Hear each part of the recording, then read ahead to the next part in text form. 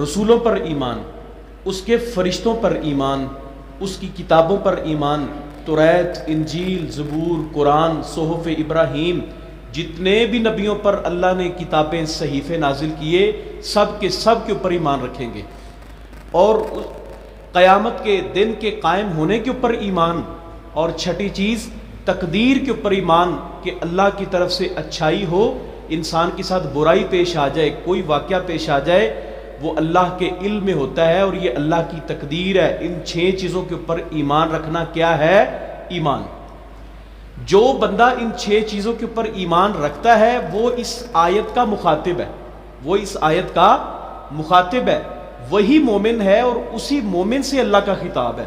اللہ تعالیٰ فرماتے ہیں یا ایھا الذین آمنو، اے وہ لوگوں جو ایمان لائے ہو، کتب علیکم الصیام، تم پر اللہ نے روزے رکھنے فرض کر دیے ہیں۔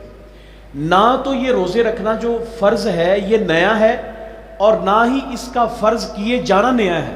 اللہ کہتے ہیں کما کتب علی الذین من قبلکم، یہ وہ فریضہ ہے جو تم سے پہلے لوگوں پر بھی فرض تھا۔ یہ نہیں ہے کہ یہ امت محمد صلی اللہ علیہ وسلم پر فرض ہے اور ان کے اوپر کوئی نئی بات، کوئی نئی مشکل ڈال دی گئی ہے کہ صبح سے شام تک تم نے بھوکے پیاسے رہنا ہے، کوئی چیز کھانی پینی نہیں ہے، حلال حرام سب چھوڑ دینا ہے۔ یہ نہیں ہے، اللہ کہتے ہیں تم سے پہلی امتوں پر بھی اسی طرح فرض کیے گئے تھے۔ اچھا، اس روزہ رکھنے کا، فرض کرنے کا، صبح سے شام تک روکے رکھنے کا، بھوک پیاس برداشت کروانے کا، اس کا مقصد کیا ہے؟ اللہ کیا چاہتے ہیں ہم سے؟ اللہ کہتے ہیں لعلکم تتقون، تاکہ تم پرہیزگار بن جاؤ، تاکہ تم متقی بن جاؤ، تمہیں اللہ کا تقوی حاصل ہو جائے۔ تقوی کیا ہوتا ہے؟ قرآن کریم کے ایک ایک لفظ کے اوپر بالترتیب آپ غور کرتے چلیں۔ لعلکم تتقون، تاکہ تمہارا دل برائی کی طرف سے کھینچ کر نیکی کے راہ پہ اگر لگا دے تو یہ تقوی ہے۔ انسان کا دل اگر اس کو برائی کی طرف سے ہٹا کے نیکی کے اوپر چلا دے تو یہ تقوی ہے۔ اس کے دل کے اندر اللہ کا خوف اور ڈر موجود ہے کہ جو اس کو برائی کے راستے پہ جانے نہیں دے رہا اور نیکی کے راستے پہ چلا رہا ہے۔ یہی روزے کا مقصد ہے۔ اگر یہ حاصل ہو گیا تو سمجھے کہ آپ کی عبادت قبول ہے۔ اللہ کہتے ہیں کہ تم پر ہم نے روزے رکھنا فرض کیا ہے، اور روزے کے لیے جو اللہ نے لفظ قرآن کریم کے اندر استعمال کیا ہے وہ لفظ ہے سیام۔ یا ایھا الذین آمنوا کتب علیکم الصیام، اللہ نے تم پر سیام فرض کیا ہے۔ صوم کہتے ہیں ڈھال کو، رکے رہنے کو، برداشت کرنے کو، چھوڑ دینے کو صوم کہتے ہیں۔ یعنی آپ کھانا چھوڑ دیں، پینا چھوڑ دیں، اذان فجر سے اذان مغرب تک ہر اللہ کی حلال نعمت کو جو انسان کے کھانے اور پینے سے تعلق ہے اس کو چھوڑ دیں، یہ کیا ہے؟ روزہ ہے۔ اچھا، انسان اگر آپ کیا سمجھتے ہیں کہ کھانا چھوڑ دے، پینا چھوڑ دے، لیکن جھوٹ نہ چھوڑے، چگلی نہ چھوڑے، اور غیبت نہ چھوڑے، لوگوں کی لگ پولنگ نہ چھوڑے، لوگوں کے پیچھے معاملات کرنے نہ چھوڑے، تو یہ جائز ہے؟ نہیں میرے بھائیوں، جہاں پہ اللہ تبارک و تعالیٰ نے حلال کھانا منع کر دیا ہے، ہم نے فجر کی اذان سے مغرب کی اذان تک حلال چھوڑنا ہے، وہیں پہ ہم نے حرام کو بھی چھوڑنا ہے۔ جھوٹ حرام ہے کہ نہیں؟ جھوٹی قسم کھانا حرام ہے کہ نہیں؟ جھوٹی گواہی دینا حرام ہے کہ نہیں؟ روزہ رکھنے سے پہلے بھی جھوٹ حرام تھا، روزے کی حالت میں بھی جھوٹ حرام ہے۔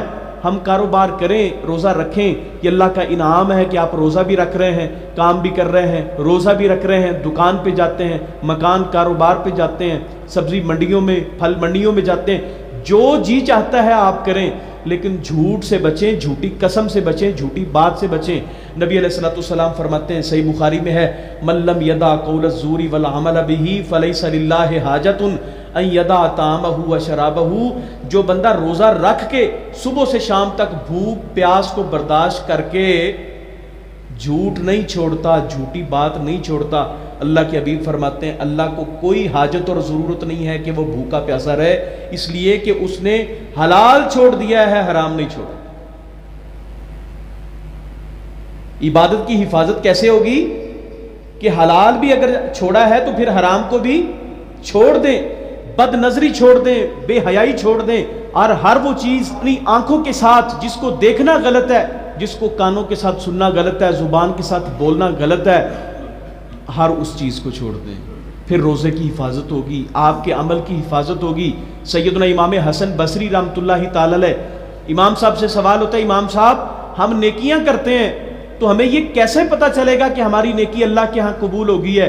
امام صاحب فرماتے ہیں سادہ سی بات ہے، تم ایک نیکی کرو اور نیکی کرنے کے بعد تمہارا دل اگر گناہ سے بچ جائے اور تمہیں دوبارہ نیکی کی توفیق مل جائے تو سمجھو اللہ نے تمہارا عمل قبول کر لیا۔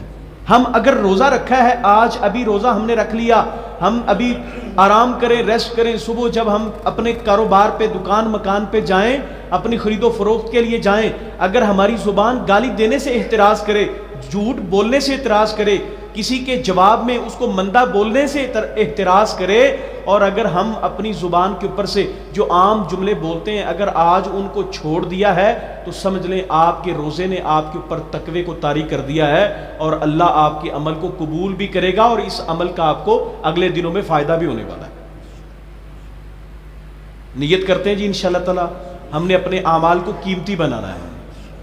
گرمی ہوگی، شدت ہوگی، حدت ہوگی، دوپہر کی گرمی، سب سختی ہوگی، لوگ کاروبار بھی کرتے ہیں، بڑی تکلیف میں ہوتے ہیں، لوگ بڑی مشکل سے اپنے اس وقت کو پورا کرتے ہیں، 12-14 گھنٹے 16 گھنٹے کے وقت کو، لیکن ہم نے انشاءاللہ تعالی اس وقت کو جہاں پہ اللہ کی رضا کے لیے روزے کو رکھنا ہے، وہیں پہ اس روزے کو رکھ کر قیمتی بنانا ہے۔ جھوٹ نہیں بولنا، خیانت نہیں کرنی، کم نہیں تولنا، کم نہیں ناپنا۔ اس لیے جو چیزیں رمضان سے پہلے حرام تھیں وہ رمضان کے اندر تو بالکل حرام ہے، اور زیادہ سے زیادہ سبحان اللہ، الحمدللہ، لا الہ الا اللہ، واللہ اکبر، اللہ کا ذکر کریں، تسبیح کریں۔ نبی علیہ السلام فرماتے ہیں یہ ایسا مہینہ ہے کہ جس مہینے کے اندر انسان کو اجر کئی گنا بڑھ کے ملتا ہے۔ انسان ایک نیکی کرتا ہے تو بسا اوقات اس کا اجر 700 گنا تک پہنچ جاتا ہے۔